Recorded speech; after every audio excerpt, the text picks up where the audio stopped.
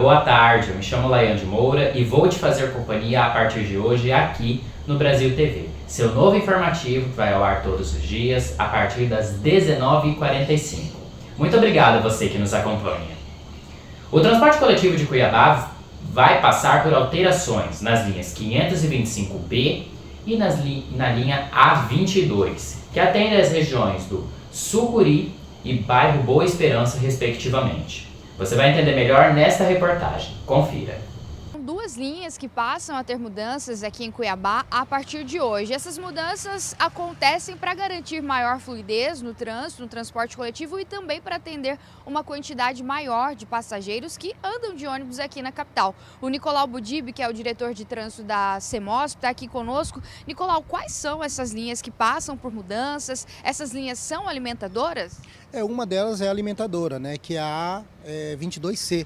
Atende ali a região do Vila Jardim, Tropicalville, toda aquela região que está em franca expansão. Então, diante disso, nós criamos essa linha alimentadora para integrar toda essa região com o terminal de Antártica. E lá eles têm diversas opções, tanto para o centro quanto para o CPA. Detalhe, né? Por ela ser alimentadora, você consegue fazer duas integrações pagando apenas uma passagem. Então, o desejo dessas pessoas, se é ir para o centro, ele consegue integrar com a terceira viagem pagando só mais uma passagem, né? E a mudança é na 525B. É uma linha já consolidada, já antiga, que porém a gente tem que estar muito atento às mudanças da cidade. Essa linha atendia ali pela Alzira Zarur, conhecida como Rua 01 também, ali no Boa Esperança, aquela que margeia, né, ali a Universidade Federal, vindo da Fernando Correia. E aí a gente percebeu que o bairro Boa Esperança, ele se tornou um grande centro comercial ali, com diversas pizzarias, sorveterias, lanchonetes, né? Muito polo gerador de fluxo ali que tem atrapalhado esse veículo a acessar o interior do bairro pela Rua 1. Então, nesse sentido, em conversa com os moradores, nós agora estamos atendendo, ao invés de entrar na Rua 1, entra para uma rua chamada Maria de Impina, né? Uma rua antes ali da Rua 01, ou Alzira Zarur, ou Edgar Vieira, também conhecida como Edgar Vieira, e aí ele acessa dentro do bairro. Neste caso, a gente ainda precisa de alguns ajustes, vamos ouvir a população para ver se a gente mantém esse traçado. Se tiver que fazer alguma alteração, vai ser alguma coisa bem pequena para atender ali as pessoas que moram dentro do Boa Esperança. Isso foi uma demanda vinda da população na região do Boa Esperança? Sim, nas duas no caso, né?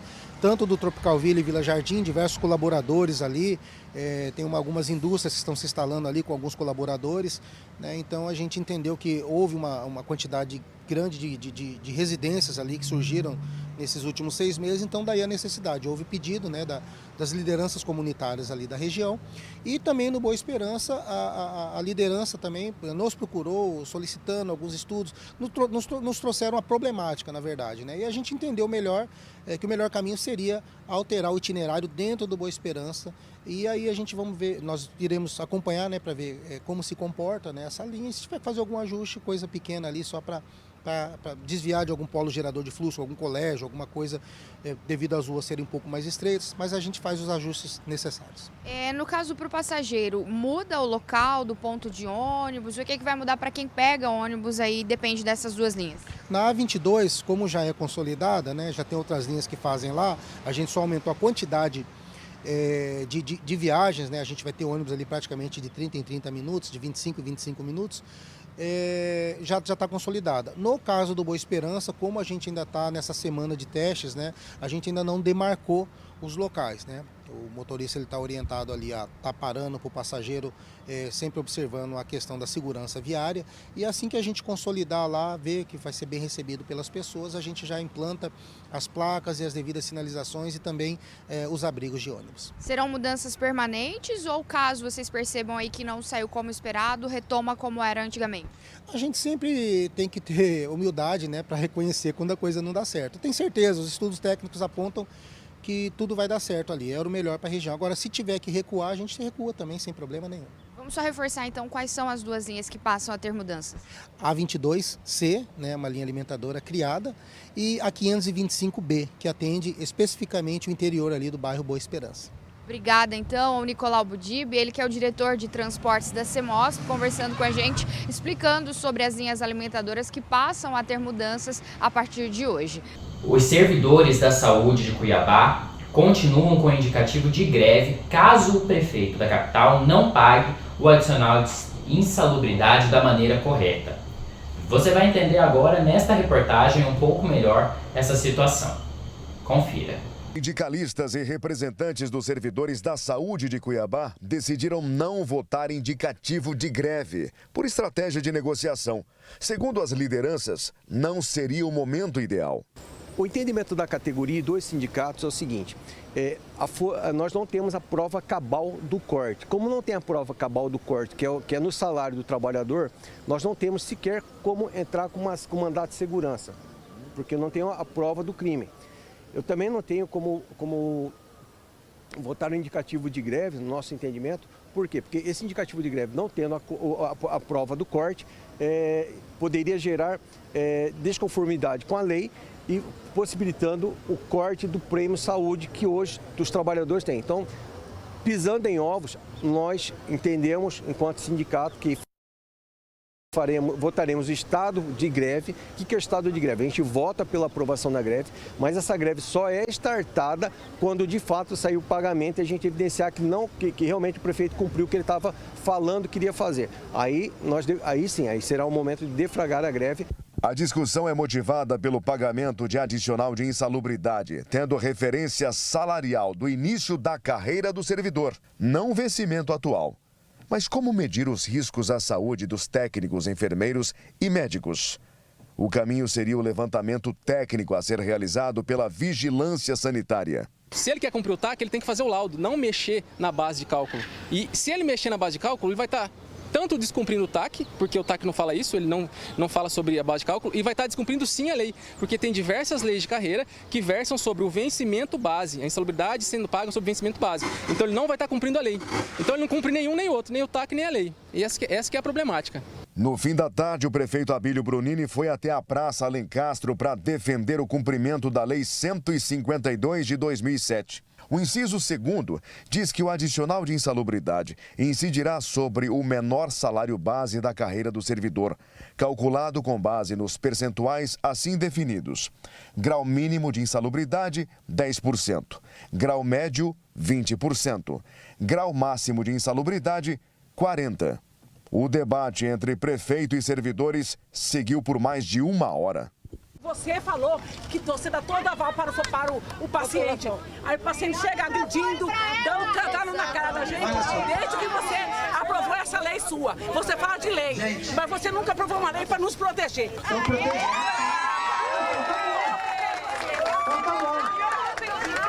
tá, olha só. Eu acho que talvez, entenda bem, só para vocês entenderem como o Brasil está funcionando hoje em dia. É por causa de posturas mais ou menos como essa. Passava das 7 da noite quando a reunião do prefeito com os servidores foi encerrada aqui na Praça Alencastro. Prefeito, quais foram as propostas? Olha, pronto? Então tá bom. Olha só, pessoal, a gente fez a primeira proposta, que é o seguinte: a lei está em vigor. A lei que está em vigor trata sobre o piso A1. E é essa lei que está aí. Eu desci, vim conversar com o sindicato, vim conversar com os servidores. Não está dizendo que a gente saiu daqui com uma solução. Não saiu. A gente continua divergente em diversas opiniões. Mas o mais importante, a gente está construindo um diálogo. Esse diálogo ele é necessário para achar a solução em comum. Talvez não vai ser o que o sindicato quer, talvez não vai ser o que eu queira. E vai achar um meio termo, nós vamos achar um lugar, um ponto de equilíbrio econômico-financeiro que vai ser a solução para esse caso. De repente, a gente conversando amanhã, a tarde toda, eles vão levantar os números de manhã, de tarde a gente senta para conversar, aí a gente conversa na quarta o dia inteiro, e aí nem que seja na 23h59 da quarta-feira, a gente encaminha um projeto para a Câmara, e se a Câmara precisar marcar uma sessão extraordinária na sexta ou na segunda-feira para aprovar o projeto, analisar com tempo, tomar bastante cuidado, e se a Câmara quiser participar dessa construção junto, para poder já ir analisando enquanto a gente vai evoluindo isso tudo, aí a gente manda um processo que tiver consenso. Consenso entre o sindicato, o servidor, consenso entre a prefeitura, vereadores. Eu não vou fazer nada por imposição e também ninguém vai fazer nada por imposição quanto a nós. E amanhã a gente vai se debruçar aqui na prefeitura, tá? Para pegar os números e vermos qual o impacto disso.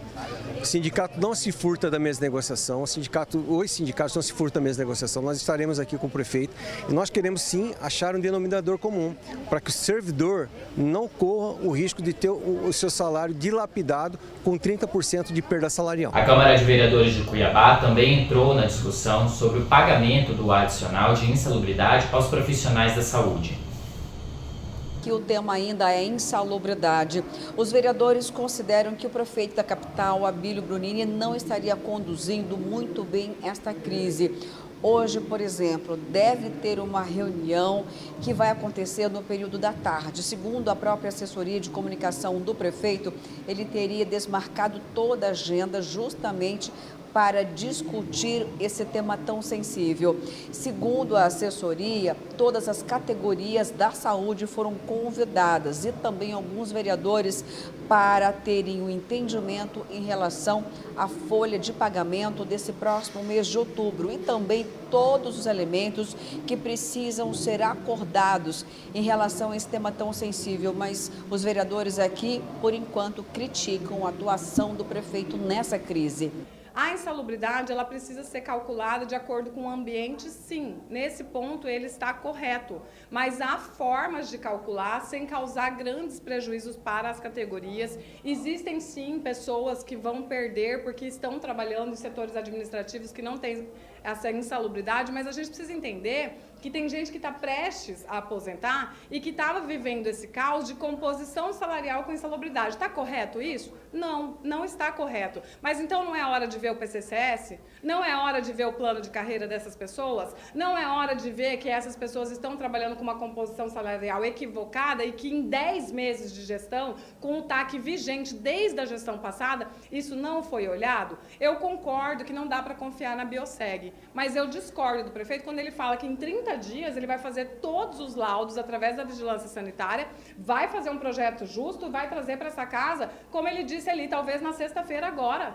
Como que vai trazer um projeto sexta-feira agora, se os laudos não estão prontos? Como é que você vai discutir reparametrização, ou seja, cálculo novo, fórmulas novas para recalcular um serviço, sendo que de antemão você já anunciou que vai fazer um corte? Isso não faz sentido. Primeiro você tem que calcular, reparametrizar, entender qual é o tamanho da economia, seguindo o princípio da economicidade dos recursos públicos, para depois você anunciar o corte, se é que você vai fazer isso. O que não faz sentido é a gente estar discutindo o corte de um direito consagrado para os nossos enfermeiros, para os nossos profissionais de saúde, sem nem saber quanto isso vai economizar. A tensão teria ficado ainda maior após ontem à noite, quando o prefeito, na frente da prefeitura, falou com os servidores. E uma das demandas urgentes é, de fato, apresentar um laudo pericial para saber o percentual de periculosidade, ou seja, de insalubridade diante da atuação de cada profissional da saúde, para que possa fazer a requalificação dos vencimentos. Um fio solto na rede de energia elétrica no bairro Jardim União, na região da Grande Cristo Rei, preocupa os moradores. Veja nesta reportagem. O seu Carlos chamou nossa equipe porque em frente à casa dele tem um fio de alta tensão, aqui uma rede trifásica lá em cima, que está rompido, arrebentou há vários dias e há um risco de ter um curto-circuito, de pegar fogo na casa, desarmar aqui o transformador e todo mundo ficar sem energia. E ele chamou a gente para denunciar esse problema aqui. O senhor já chamou a Energisa? Sim, eu já entrei em contato com eles, aguardei eles aqui, mas eles não vieram. Então, assim, como eu sou técnico em elétrica, eu sei do risco que está acontecendo e esse fio ele está desenrolando. Agora está começando o período de chuva, o vento está fazendo com que ele desenrole e ele está descendo. À medida que vai desenrolando, ele vai estar descendo. E ele está a 20 centímetros de encostar no cabo de aço que sustenta a fiação da internet, da telefonia. E caso ele encoste lá, o que vai acontecer? O técnico pode encostar num poste daquele ali, pode pegar no cabo lá, fazendo uma descarga elétrica. E assim, e mais um vento que dá aqui, que não começou, deu um ventinho, já desenrolou o que vocês estão vendo lá. Mais um vento que agora o período da chuva está vindo, ele vai descer. E ele pode descer antes que aconteça uma tragédia, a gente já está anunciando. Porque a hora que ele descer, é fatal que pode acontecer uma tragédia já. O senhor falou com a Energisa por qual canal? Telefone, WhatsApp, pelo aplicativo, como é que foi? Eu liguei no 0800. E eles falaram que teria um prazo até às 10 da noite, né? E eu fiquei aguardando e não vieram. Isso foi ontem? Não, já tem uns 20 dias. 20 dias? Já, o senhor não chamou de novo? Não, nem fiz questão, porque isso aqui já aconteceu, já tem mais de 5 meses que aconteceu, e na época também eu chamei e eles não vieram. Bom, então com a palavra Energisa, o número da casa é 20. Na rua Eldorado, Jardim União, em Várzea Grande. Um risco de morte, né? Inclusive, é preciso que a Energisa mande um técnico aqui. E os bombeiros, inclusive, fazem um alerta, né? Para as pessoas que têm problemas semelhantes. Primeiramente, nós orientamos que não faça nada a não ser ligar para os responsáveis, para a concessionária de energia, para o corpo de bombeiros e isole, não chegue próximo, porque nós não sabemos, o cidadão comum, né, cidadão desprovido de equipamentos, ele não tem como saber a real situação, se aquele fio está energizado ou não. Então, na dúvida, mantenha total distância, uma distância segura e acione o corpo de bombeiros e a rede de concessionária de energia. Existem os casos que ocorrem sinistros, acidentes de carro e o cidadão de repente bateu no poste, caiu o poste, aquele fio está sobre o carro. Orientação é ele não sair do carro. Exatamente, né? Qualquer evento, qualquer situação, qualquer acidente onde haja um fio, né, energizado ou suspeita do mesmo, a gente orienta que não saia, mantenha-se dentro do veículo, porque está protegido, né? Está ali enclausurado e protegido até a chegada do Corpo de Bombeiros e da concessionária de energia, para que eles possam fazer o desligamento total da rede, para que ele possa sair com segurança. A gente faz uma rápida pausa, mas já voltamos com mais informações aqui no Brasil TV. Até já!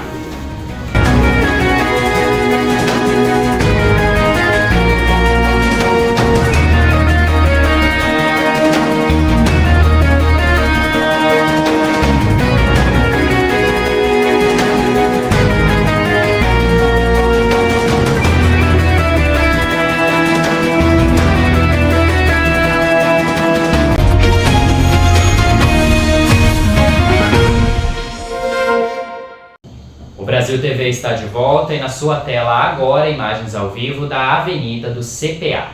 Neste momento o trânsito bem intenso, tanto para quem vai sentido centro da capital, quanto quem vai para a região ali do Shopping Pantanal e região da Grande Morada da Serra, um dos maiores bairros da capital mato-grossense.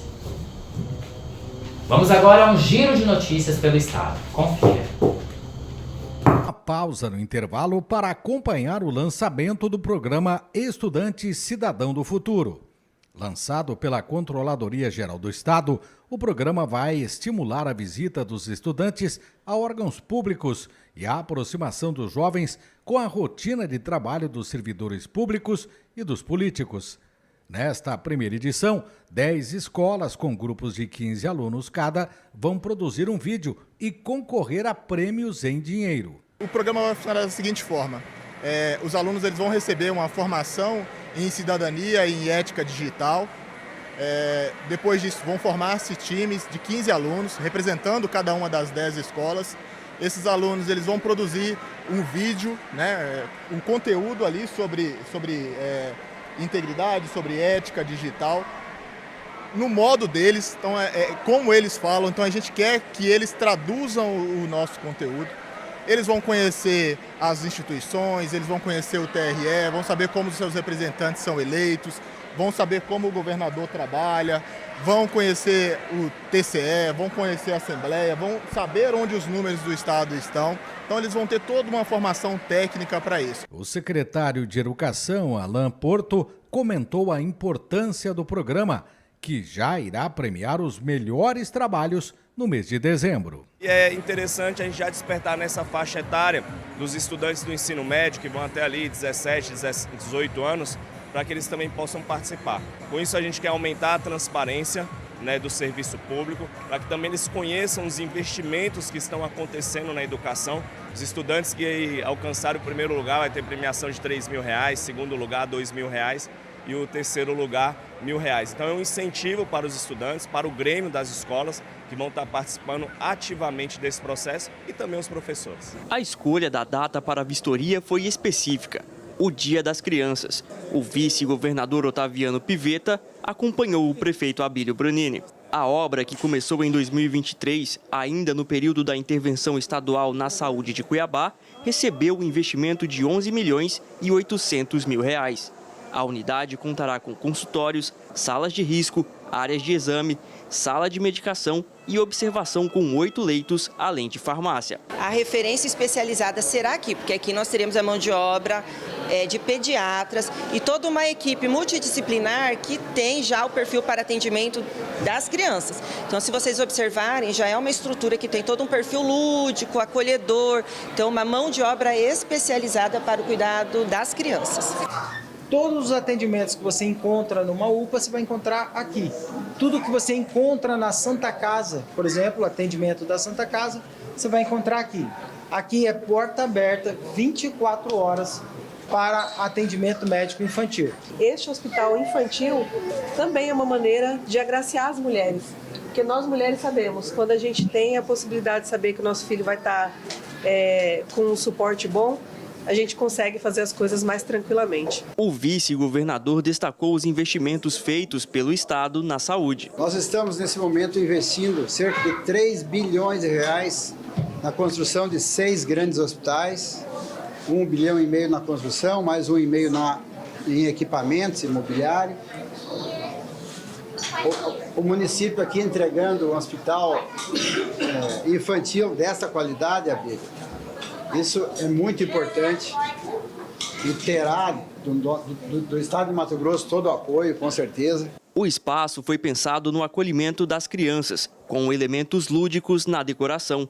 Os profissionais que vão atuar na nova unidade de saúde já foram convocados. Já fizemos a convocação do concurso público, que são os enfermeiros, fisioterapeutas, nutricionistas.